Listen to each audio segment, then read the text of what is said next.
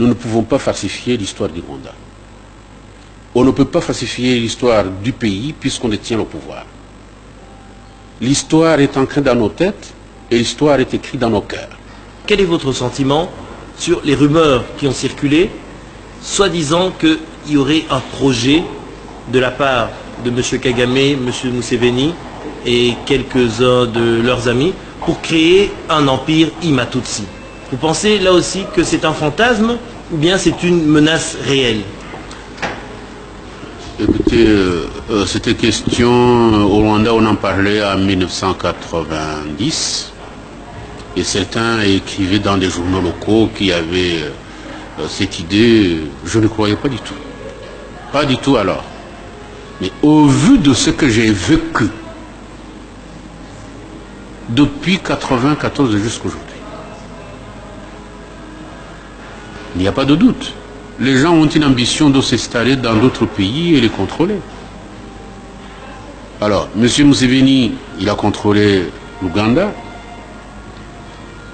Il a des relations avec Kagame et ceux qui ont combattu, les Rwandais qui ont combattu pour lui.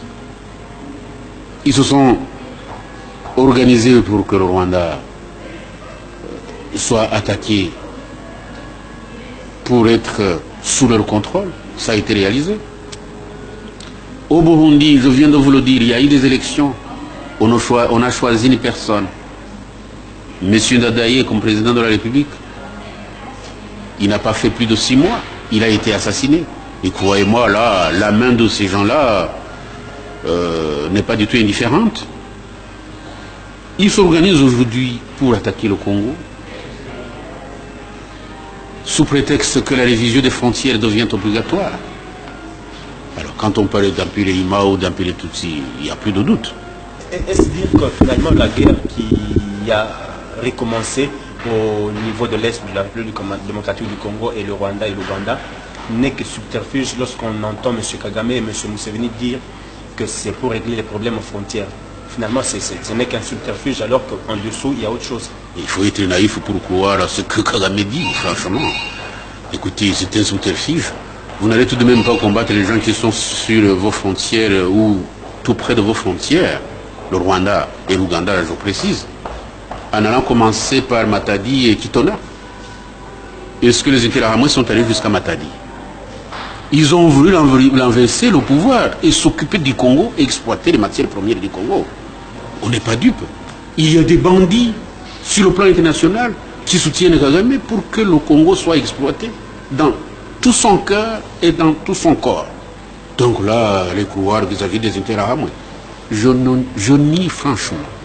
Les Interahamwe n'ont pas une force qui puisse préoccuper toute la communauté internationale jusqu'au point où on en est aujourd'hui. Mais je pense que Kagame a beaucoup d'ambition. Il croit que le Rwanda n'est pas suffisant pour lui.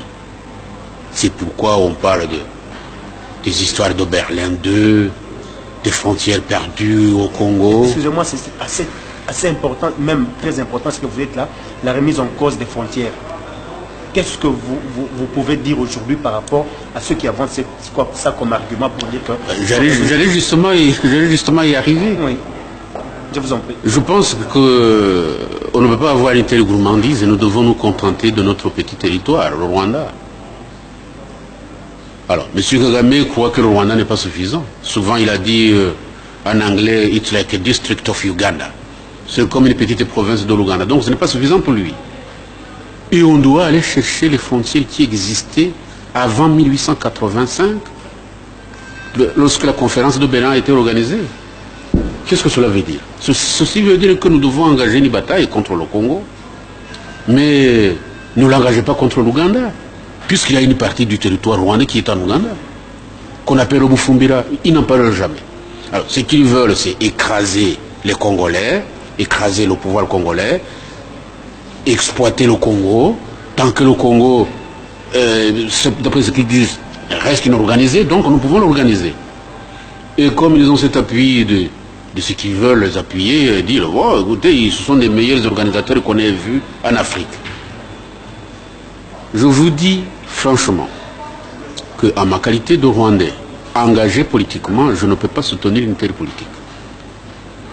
Je prêche la coexistence pacifique des régions avec une intégration régionale. Autrement dit, le Rwanda, le Congo, le Burundi, l'Ouganda peuvent vivre ensemble sans se disputer sur ces frontières-là.